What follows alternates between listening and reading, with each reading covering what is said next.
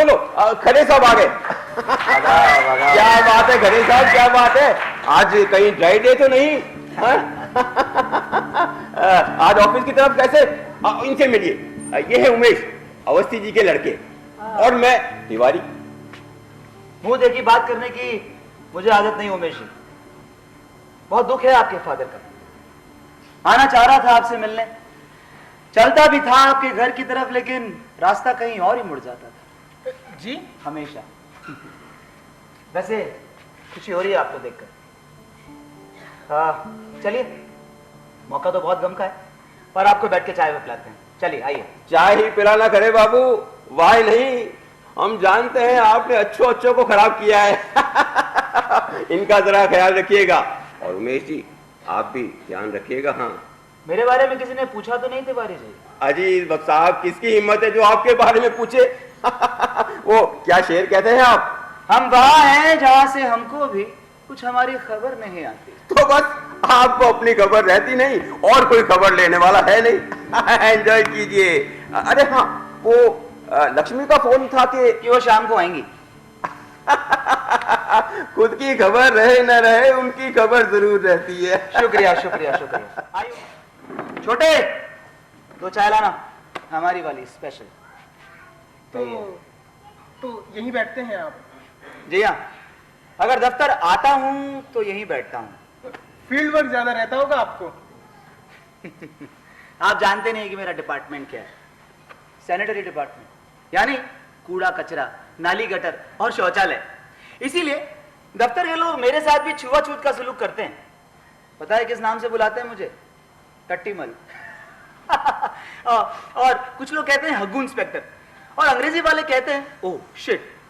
कुछ पुराने ठेकेदार जो मुझसे कहते हैं कि कभी हमारे गरीब खाने पे तशरीफ लाइए, तो मैं उनसे कहता हूं कि कभी मेरे पाखाने पे तशरीफ लाइए। माफ कीजिएगा उमेश जी, आपको मेरे अल्फाज बहुत ही क्रूड और घिनौने लग रहे होंगे, मगर इतने लंबे तजुर्बे के बाद मैं इस नतीजे पर पहुंचा हूं कि यही जिंदगी की सबसे बड़ी हकीकत है। एस्थेटिक्स की सबसे आखिरी मंजिल, जहां पहुंचकर कला और कलाकार दोनों एक हो जाते हैं, क्रिएशन और क्रिएटर का फर्क मिट जाता है, और फिर चाहे कितने ही खूबसूरत अल्फाज इस्तेमाल कर लिए जाएं, शिट हमेशा शिट ही रहता है। Real, pure, ultimate shit. खैर, अब आप कुछ बोलिए उमेश जी, वरना मेरी ये शिटी फिलॉसफी दोबारा शुरू हो जाएगी। दरअसल शराब के बगैर मुझ पर इसी तरह के दौरे पड़ने लगते हैं। मैं क्या बोलूं खरे साहब, मैं क्या बोलूं? मुझे तो बस अपने बाबूजी के बारे में जानना है। आपने तो इतने बरस काम किया है ना उनके साथ, आप तो बहुत कुछ जानते होंगे ना उनके बारे में। क्या आयरनी, बेटा अपने बाप के बारे में एक अजनबी से पूछ रहा है। वैसे जानने के लिए शायद एक जाविये और नजर की जरूरत होती है। बरसों साथ काम करने के बाद भी हम किसी को पहचानने तो लगते हैं, लेकिन जानने का दावा नहीं कर सकते। सच पूछिए तो पिछले 15-20 वर्षों में मैं भी सिर्फ उन्हें पहचान नहीं लगा था कि ये श्री ईश्वर चंद्र अवस्थी हैं, मगर उन्हें जानने का शर्फ हासिल हुआ आखिरी के कुछ 6 महीनों में। है ना अजीब बात? तो क्या जाना आपने उनके बारे में? आज नहीं, फिर कभी। आ जाइएगा किसी दिन मेरे पाखाने पर, वहीं बैठकर सुनाऊंगा किस्सा, क्योंकि वहीं से मैंने उन्हें जानना शुरू किया था। पीते पिलाते हैं आप या सूफी हैं? जी बस कभी कभार थोड़ी बहुत। देसी या विलायती? मेरा ख्याल है सिर्फ विलायती, है ना? जी। लगा था मुझे शक्ल देखकर। खैर, तो 13वीं परसों की है ना? जी हाँ, सुबह 11 बजे की। पहुंच जाऊंगा। तो यहाँ का कोई काम रुके तो बताइएगा। सब डरते हैं मुझसे, मिस्टर शिट हूं ना, घबराते हैं कि मैं कहीं उनसे चिपट न जाऊं। अच्छा, तो आप आएंगे ना? इस बार रास्ते को मुड़ने मत दीजिएगा प्लीज। शर्मिंदा करने की कोशिश मत कीजिए उमेश जी, मैं बहुत ही ज्यादा बेशर्म हूं, मगर आऊंगा जरूर। खुदा।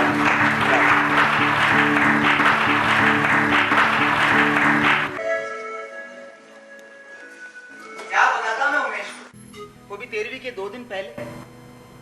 मेरे तो ना कभी बीवी हुई ना बेटा। एक बेटे को बाप के बारे में क्या जानना चाहिए क्या नहीं, मुझे कतई अंदाजा नहीं। दूसरे नाम खरे हैं तो बात भी खरी खरी निकलती है मुंह से। इस बात में दो राय नहीं हो सकती कि अवस्थी साहब के बारे में कुछ खास यादें हैं जो सिर्फ मेरे हिस्से में है, कुछ रोज के लिए ही सही, मगर तब अवस्थी साहब और मैं मशीन में लगे हुए अलग अलग पुर्जों जैसे नहीं रह गए थे। उन्होंने ये पहल की मेरा साथ पाने की। उनकी प्रॉब्लम शायद थी अकेलापन, इसीलिए मुझ जैसे इमोरल आदमी में जो कि शराबी, कबाबी और अव्वल नंबर का औरत खोर है, उन्हें वो दोस्त नजर आने लगा जिससे वो अपने दिल की बात कह सकते हैं, इस भरोसे से कि वो सिर्फ मुझ तक ही रही। तो हुआ दरअसल यूं कि एक दिन अचानक मुझको शाम को याद आया कि वो ड्राई डे था, जेब भी खाली थी।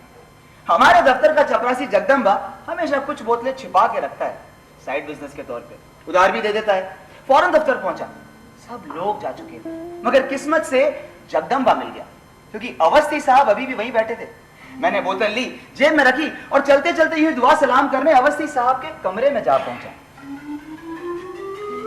गुमसुम बैठे छत की ओर ताक रहे थे। जोश का एक शेर याद आ गया, इतने चुप तो कभी न थे ऐ जोश, सच बताओ ये माजरा क्या है। मगर कुछ जमा नहीं, क्योंकि चुप तो वे हमेशा रहते थे, बल्कि उस दिन तो पहली बार इतना बोले। खैर साहब, तो मैं अंदर गया। नमस्कार अवस्थी साहब, आप अभी तक यहीं इस नामुराद जगह घर नहीं जा रहे हैं क्या? घर? ओह घर, आप घर जा रहे हैं क्या? हम खाना खराबों के घर कहां होते हैं जनाब, बस मकान या कोठरियां होती हैं जिनमें जाके सो जाते हैं, अगर कहीं किसी नाली या गटर में बेहोश पड़े ना रह जाए तो। ऐसा भी होता है आपके साथ? हमेशा नहीं, कभी कभार। बहुत पीते हैं? मालूम नहीं, मुझे तो हमेशा कमी लगती है। क्यों पीते हैं आप? क्यों पीता हूं इसके बारे में तो कभी सोचा नहीं अवस्थी जी। शायद कुछ भूलने के लिए या ये याद रखने के लिए कि मैं अभी भी जिंदा हूं। क्यों पूछ रहे हैं आप? बस ऐसे ही। वैसे अभी कहाँ जा रहे हैं? देखिए, पहले तो अपने पाखाने मेरा मतलब है अपने गरीब खाने जाऊंगा, वहां कुछ मूड बनाऊंगा, फिर कुछ आवारागर्दी, मस्ती और दिल फरेबी। 1000 रुपए में जो कुछ हो सकता है सब करूंगा। जगदम्बा से उधार लिया अभी। क्या मैं चल सकता हूँ आपके साथ? हैं? क्या कहा आपने? क्या मैं चल सकता हूँ आपके साथ? अगर कोई ऐतराज हो तो रहने दीजिए। अरे ऐतराज की बात नहीं अवस्थी जी, मुझे तो थोड़ी हैरत हो रही है। मेरा मजाक तो नहीं उड़ा रहे ना आप? जी नहीं। और आप जानते हैं कि मैं किस तरह का आदमी हूँ। अगर आप छोटे बच्चे होते ना तो आपकी मम्मी आपको मेरे साथ खेलने भी नहीं देती। जी जानता हूँ। अच्छा तो ठीक है, चलिए फिर। मगर आवारगी का एक रूल है जनाब, सवारियां अपने सामान की खुद जिम्मेदार। मुझे लगा बुजुर्ग बोर करेंगे, फिर उनकी कंजूसी तो झेल भी ली जाए, मगर अगर नसीहतें देने लगे तो सारा नशा ही उतर जाएगा। बहरहाल इनके अंदाज ने कुछ मजबूर सा कर दिया और मैंने उन्हें साथ ले लिया। आइए साहब, तशरीफ रखिए। भाई यही है हमारी चार दीवारी, यहीं पे राज करते हैं, यही मजार बनेगा और मरते दम तक लब पर एक ही दुआ रहेगी कि मेरे खुदा मुझे इतना तो मोतबर कर दे, मैं जिस मकान में रहता हूं उसे घर कर दे। क्या बात है, क्या बात है, बैठिए जरा, इधर तो नजरें दौड़ाइए, कुछ नहीं मिलेगा आपको। भाई अगर गालिब ने पहले ना कह दिया होता तो ये शेर मेरे दीवान में होता। कोई वीरानी से वीरानी है, दश्त को देख के घर याद आ गया। क्या बात है, क्या बात है। जी मुझे तो कभी शौक नहीं रहा शेरो शायरी का। भाई ये तो बड़े दुख की बात है, मुझे हमदर्दी है आपसे। हैं? कुछ शौक अगर लड़कपन से लगे ना तभी राज आते हैं। चलिए लीजिए, बिस्मिल्लाह कीजिए। Cheers, cheers you life, cheers.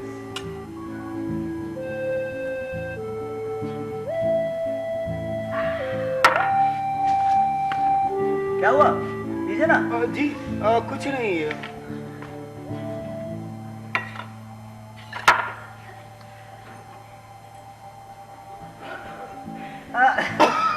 लगता है ज्यादा स्ट्रांग हो गया। सोडे से पीने की आदत है आपको? आदत? मैं तो आज पहली बार पी रहा हूँ खरे साहब। पहली बार? ओह माय गॉड, अरे ये क्या किया आपने? अब आपकी मम्मी मुझे जिंदा नहीं छोड़ेंगी। लेकिन खैर अब शायद आमना सामने ना उनसे, भाई वो होंगी स्वर्ग में और मैं नर्क में है? लेकिन पहले बता देते तो अच्छा रहता, बाकायदा पूजा पाठ करके शुरुआत करते, मैं वो घंटा वंडा बांधते आपके जैसे वो नृत्य और संगीत के उस्ताद करते ना अपने शागिर्दों के वैसे।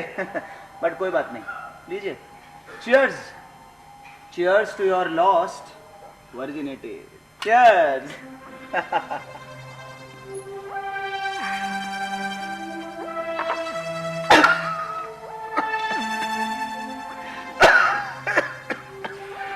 भाई ऐसे नहीं अवस्थी साहब, साथ में कुछ नमकीन वगैरह लेते रहिए, फिर ठसका नहीं लगेगा।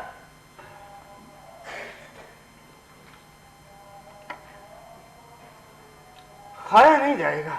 फिर भी कोशिश करके थोड़ा तो लीजिए। बिल्कुल भी मन नहीं है, काफी दिनों से यही हाल है। देखिए पीने के साथ जरूरी होता है, घास फूस खाएंगे तो क्या होगा, हैं? चिकन लीजिए, खा लेते हैं ना नॉनवेज वगैरह। नहीं जी, नहीं, कभी नहीं खाया। ओ तो फिर रहने दीजिए, लेकिन थोड़ा कोशिश करके कुछ तो लीजिए। चिकन कैसा होता है खाने में? बहुत लजीज, खास तौर से जब इसे मुर्ग कहा जाए ना तो ट्राई करेंगे। अब पूरी तरह ही खराब क्यों मैं कर दूं आपको, हैं? लीजिए लीजिए लीजिए।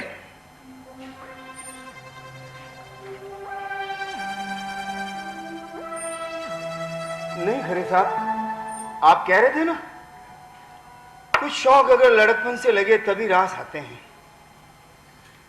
Now it's too late. No sir no, it's never too late.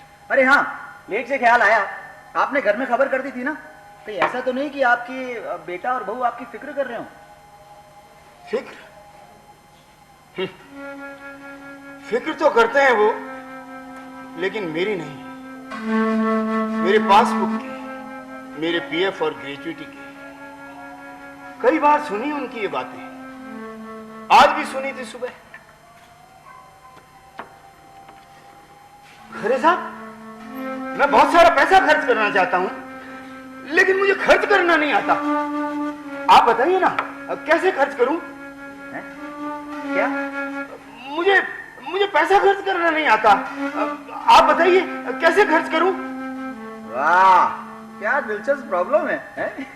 भाई देखिए, इस वक्त स्कूटर तो आपको मिलेगा नहीं और टैक्सी वाला भी मीटर से नहीं जाएगा। इस पर अगर आप ये जाहिर कर दें कि आप परदेसी हैं तो पूरी की पूरी जेब साफ। नहीं होगी, बहुत पैसा निकाला बैंक से मैंने, पूरे 1 लाख। तौबा हिलाई, 1 लाख? जी हाँ, पूरे 1 लाख रुपए। तो इतनी देर से मैं लाइव बॉम्ब को साथ में लिए घूम रहा हूँ। अरे अगर किसी को पता चल जाता तो सबसे पहले मुझे जान से मारता, क्योंकि आपसे ज्यादा जवान और तंदुरुस्त मैं हूँ, उसके बाद ही आपका और आपकी जेब का सफाई करता और फिर ये जा वो जा। लेकिन हद कर दी आपने। अरे इतना रुपया जेब में रखकर घूम रहे हैं आप, अरे तो सरासर इन्विटेशन है कि आप तेरे मुझे मार। सचमुच हद कर दी आपने, सच कह रहे ना?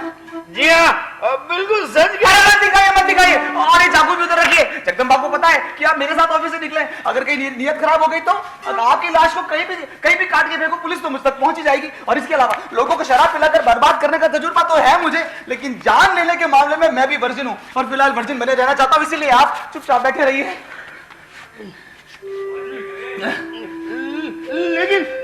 लेकिन आप अरे मत दिखाइए प्लीज, मुझे खतरनाक हद तक यकीन है आप पर, लेकिन खुद अपने आप पर नहीं। इसीलिए आज रात को मैं यहाँ नहीं रुकूंगा और आपको भी घर नहीं जाने दूंगा।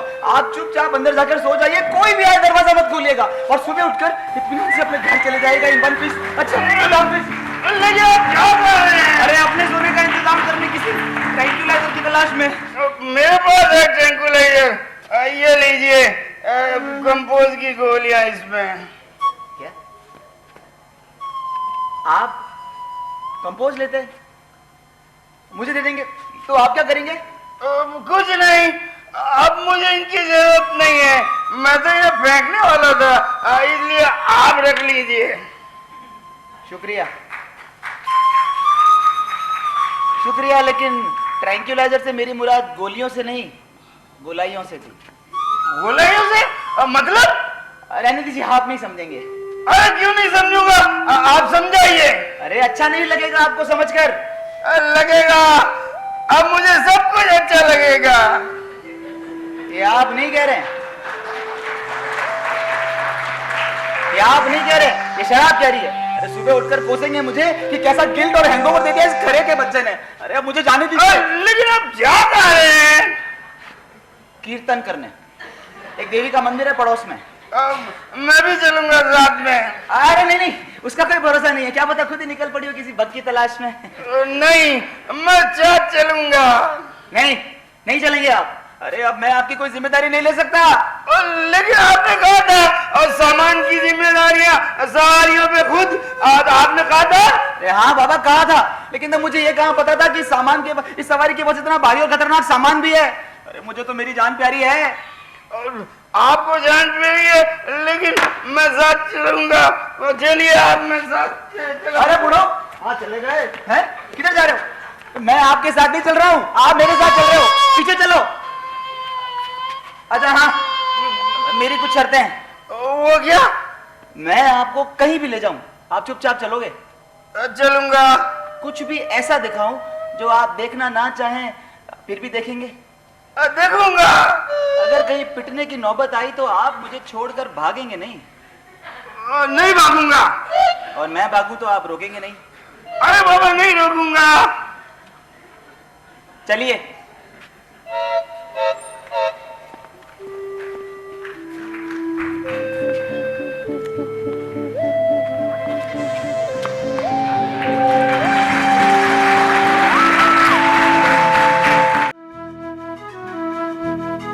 उसके बाद शाम और भी दिलचस्प हो गई। हालांकि हमजाम होने के बाद कुछ हद तक बेतकल्लुफी सी हो गई थी अवस्थी साहब से, लेकिन घर से निकलने के बाद मैं थोड़ा झिझक सा रहा था। लेकिन उसके बाद अवस्थी साहब ने मुझे मेरी शर्तों की याद दिलाई और मुझसे कहा कि मैं उन्हें वो सब जगह दिखाऊं जो उन्हें नहीं देखनी चाहिए। तो साहब, सबसे पहले हम गए एक शालीन से नाइट क्लब, फिर एक सस्ते से कैबरे जॉइंट, और फिर खैर हम जहां भी गए अवस्थी साहब चौकन्ने होकर बल्कि पागलों की तरह नजारे देखते रहे। यहां तक कि मुझे खुद थकान होने लगी, नींद आने लगी। उसके बाद शायद रात के आखिरी पहर में जब हम सड़कों पर टैक्सी की तलाश में इधर उधर भटक रहे थे, तो अचानक अवस्थी साहब गुनगुनाने लगे। जी हाँ, अवस्थी साहब गुनगुनाने लगे। मुझे तो यकीन ही नहीं आया।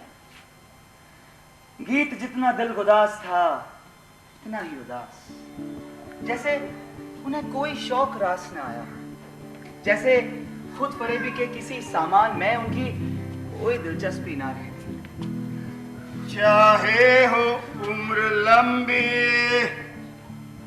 छोटी है जिंदगानी, थोड़ा सा प्यार कर ले, थोड़ा सा प्यार कर ले। चाहे हो उम्र लंबी, छोटी है जिंदगानी, छोटी है। उस शाम अवस्थी साहब से नजदीकी मुलाकात का इनाम यह था कि मैंने जाना कि वो फर्नीचर का टुकड़ा नहीं या कुर्सी पर बैठी हुई एक जिंदा लाश नहीं, बल्कि धड़कते हुए दिल वाले जीते जागते एक इंसान थे। अगर कभी उमेश जी ने चाहा और अगर कभी मौका मिला तो बांट लूंगा उनसे ये शाम, मगर क्या वो अपने पिता को समझ पाएंगे? मुझे तो शक है। खैर,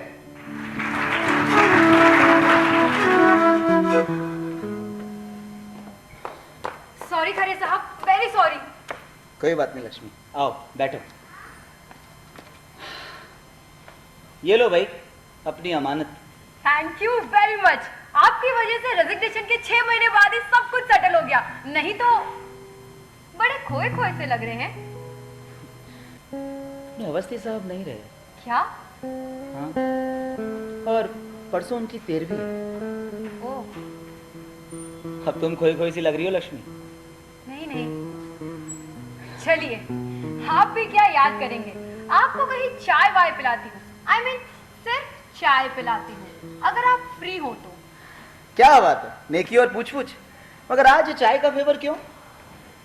अवस्थी सर की कुछ स्पेशल यादों का बोझ है सीने पर। सोचती हूँ आज कुछ हल्का कर लूं। Lucky mister Awasthi. भाई आज बड़ी हिचकी आ रही होंगी उन्हें। जब तक वो जिंदा थे तब तक तो किसी ने उन्हें इतना याद नहीं किया होगा। तो चले? ठीक है, चलिए वाह नहीं, चाय ही सही। आपकी यादों के बोझ को उठाने के लिए मेरा हसास दिल, मेरे मजबूत कंधे और मेरे मुस्तैद कान हाजिर हैं। चलिए। अवस्थी साहब, ये पंडित ना जाएंगे सीधे यहाँ से शौचालय, फिर समझेंगे मेरी बात। चलिए आइए। वैसे अच्छा हुआ पंडितों के पवित्र हाथ इस नाश्ते पर नहीं लगे। अब नहीं जरा कुछ। अरे खरे साहब, नाश्ता कर लीजिए मगर थोड़ा जल्दी।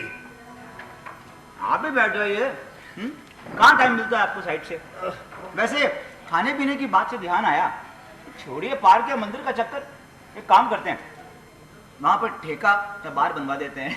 भाई अगर ठेका बना तो झोपड़पट्टी के झगड़े भी खत्म।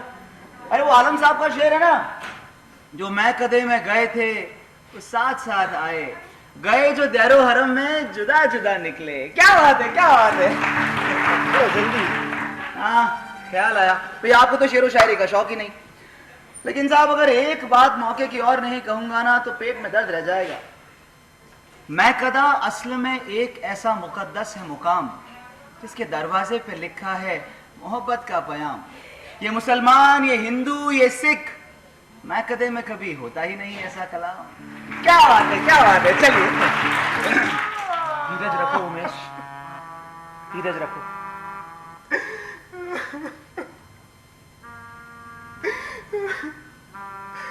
आपको पता था क्या? पता था बाबूजी के कैंसर का? नहीं, उनकी वजह से उस कैंसर के बारे में तो पता चला जो हम सब में है, मगर खुद उनके कैंसर का। धीरज रखो। अवस्थी साहब, आज जितना तुम्हारे पास है ना उमेश, उतना शायद पहले कभी नहीं थे। खरे साहब,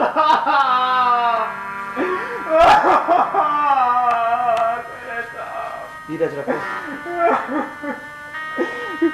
खरे साहब, वो सब बाबूजी के बारे में आप जो मुझे बताने वाले तो बताएंगे ना? हाँ बताऊंगा। तुम्हें नहीं बताऊंगा तो किसे बताऊंगा उमेश? अरे वो वसीयत है तुम्हारी, जरूर बताऊंगा। खरे की भूमिका में आपने देखा मशहूर अभिनेता